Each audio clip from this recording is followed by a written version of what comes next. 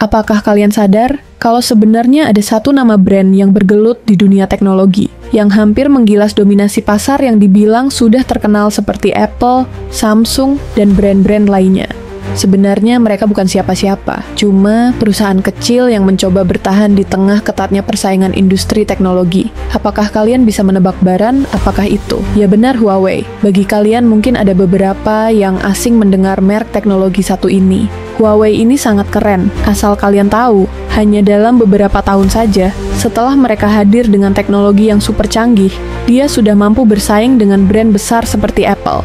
Bahkan bisa dibilang bisa menggeser posisi mereka. Nah, brand besar seperti Apple mulai sadar dan menganggap ini ancaman bagi bisnis mereka. Dan efeknya, Huawei diblokir Amerika.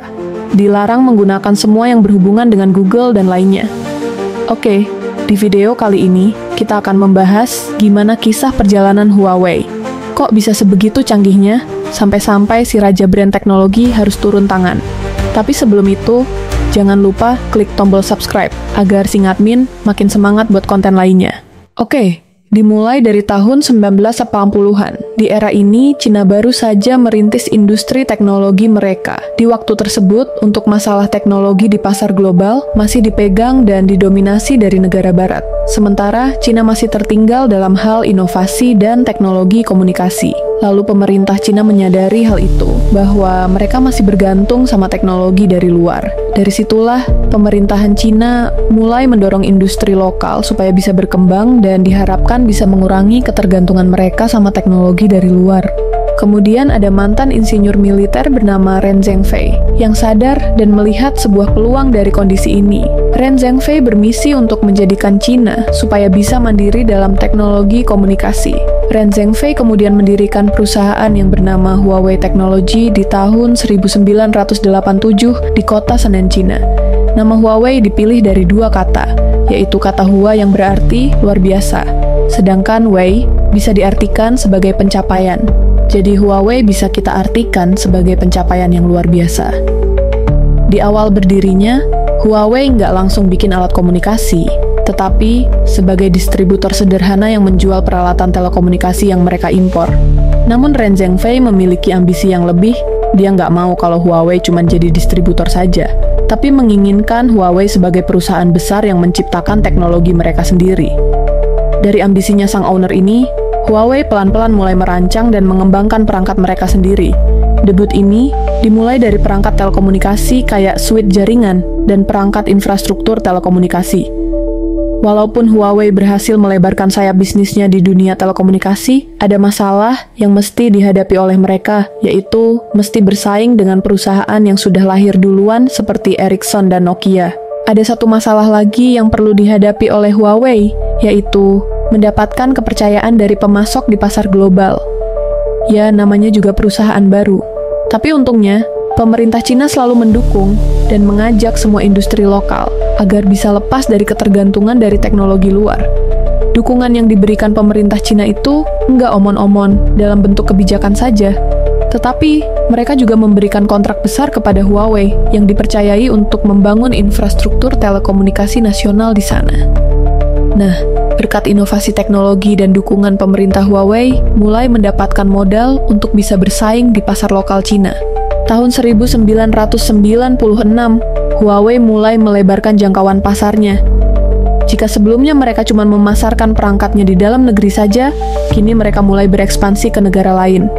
Nah, ini dia pintarnya si Huawei dalam debut ekspansinya. Mereka nggak langsung masuk ke negara-negara yang sudah maju, melainkan negara berkembang yang masih membutuhkan infrastruktur telekomunikasi. Huawei menawarkan teknologi canggih, tapi dengan harga yang bisa dibilang lebih masuk di kantong pada waktu itu. Dan karena pintarnya dalam hal negosiasi, Huawei pun berhasil mendapatkan kontrak di wilayah Asia Afrika. Seiring berjalannya waktu, dunia teknologi tentunya juga makin berkembang. Mereka mulai sadar kalau masa depan teknologi bukan cuma soal jaringan komunikasi saja, tapi juga perangkat yang dipakai sama konsumennya. Di waktu yang bersamaan peminat dan permintaan perangkat mobile pun semakin banyak. Disinilah Huawei mulai melirik pasar ponsel. Nah, di awal tahun 2000-an, Huawei mulai mengembangkan perangkat mobile yang masih sederhana dulu, seperti modem internet. Dan perlahan, namun pasti, Huawei belajar dan berkembang. Namun semua berubah pada tahun 2009. Huawei mulai menggila dengan teknologinya. Huawei meluncurkan smartphone pertamanya, yaitu Huawei U8220. Langkah ini menjadi awal dari perjalanan Huawei di dunia smartphone dengan strategi harga kompetitif. Dengan slogan mereka yaitu inovasi teknologi canggih dengan harga kompetitif, Huawei semakin dikenal di dunia industri smartphone. Tapi, yang namanya berbisnis nggak bakal selalu mulus. Dalam beberapa tahun berikutnya, Huawei mulai menghadapi tantangan yang lebih besar dari persaingan ketat dengan merek-merek lain, hingga mendapat hambatan geopolitik dari negara barat. Memasuki tahun 2010, Huawei semakin serius dalam menggarap ponsel rakitan mereka untuk menyambut era smartphone. Mereka nggak sedikit mengeluarkan uang untuk berinvestasi di bidang penelitian dan pengembangan, terutama dalam dua aspek yaitu pengembangan chipset dan teknologi kamera. Seiring berjalannya waktu, di tahun 2012, mereka berhasil mengobrak-abrik dunia perteknologian dengan meluncurkan chipset yang mereka kembangkan sendiri yaitu Kirin. Langkah ini menguntungkan bagi Huawei.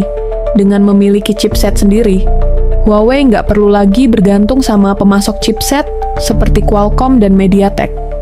Berlanjut ke tahun 2018, Huawei kembali membuat dunia teknologi ketar-ketir dengan meluncurkan Kirin 980, yaitu chipset pertama yang menggunakan teknologi fabrikasi 7 nanometer, yang katanya mampu mengalahkan chipset Snapdragon 855 dan A12 Bionic milik Apple.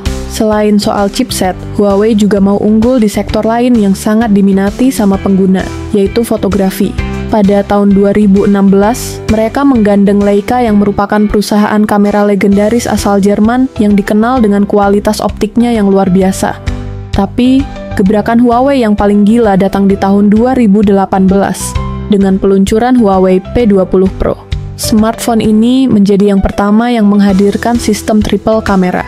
Hal ini merupakan sesuatu yang belum pernah ada sebelumnya di dunia teknologi. Fitur ini mendapat banyak pujian dari berbagai media yang membuat nama Huawei semakin terkenal, terutama dalam hal inovasi di dunia smartphone. Saking banyaknya inovasi yang dilakukan sama Huawei, nama Huawei bergaung di mana-mana dan menuju ke puncak kejayaannya. Bahkan, di media teknologi ada yang menyebut bahwa nama Huawei berhasil menggeser posisi Apple saat itu. Huawei menjadi produsen smartphone terbesar kedua di dunia setelah Samsung.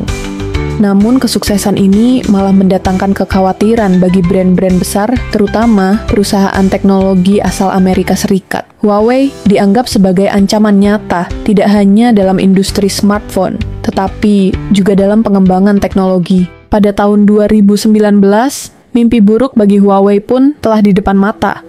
Pemerintahan Donald Trump menuding kalau Huawei memiliki hubungan erat sama pemerintah Cina dan menuduh teknologi buatannya untuk alat memata-matai Amerika. Tuduhan ini nggak cuma sebatas tuduhan saja, tetapi juga tindakan tegas dari Amerika yang dilayangkan kepada Huawei, yaitu memasukkan teknologi Huawei ke dalam daftar hitam perdagangan. Kebijakan konyol ini jelas aja menjadi pukulan telak bagi Huawei dan membuat Huawei nggak bisa lagi untuk bekerja sama dengan perusahaan-perusahaan asal Amerika, termasuk Google. Di titik ini, Huawei mengalami keterpurukan atas tuduhan nggak jelas tersebut.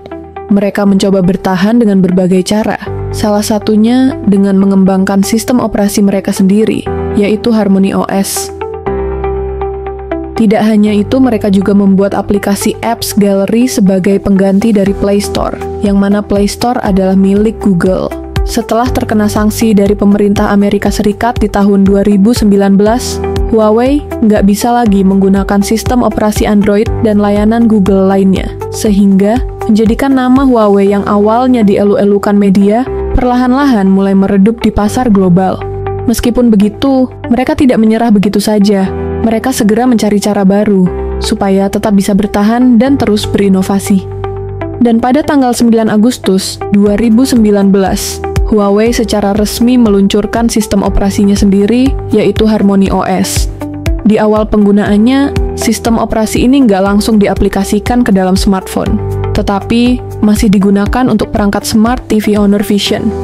Dan di tahun 2021, barulah Harmony OS secara resmi menggantikan sistem operasi Android yang digunakan di perangkat smartphone.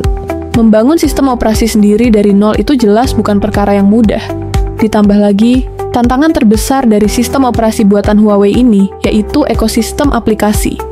Tanpa aplikasi-aplikasi populer kayak WhatsApp, Instagram, maupun Facebook, sistem operasi baru pastinya sangat sulit diterima oleh pengguna smartphone. Dan untuk menarik pengembang aplikasi, Huawei menawarkan berbagai keuntungan, seperti dukungan finansial dan alat pengembangan. Hal ini dilakukan Huawei agar aplikasi-aplikasi yang ada di Android bisa dengan mudah dimasukkan ke Harmony OS. Awalnya memang enggak mudah, tapi perlahan-lahan sudah mulai banyak aplikasi yang hadir di ekosistem Huawei ini. Huawei emang mengalami tekanan besar dari kebijakan negara pesaingnya, tapi mereka nggak kehilangan identitas mereka sebagai perusahaan yang terus berinovasi. Sanksi dari Amerika Serikat emang membuat Huawei kehilangan banyak pangsa pasar di Eropa, tapi mereka masih punya penggemar di pasar lokal Tiongkok. Oke guys, terima kasih sudah menonton video ini. Jadi gimana? Apakah kalian punya produk dari Huawei? Atau jangan-jangan kalian malah fans setianya? Jika iya, coba ceritakan di kolom komentar. Apa tanggapan kalian mengenai Huawei ini? Jangan lupa like video ini sebagai bentuk support dari kalian. Dan sampai ketemu lagi di video berikutnya.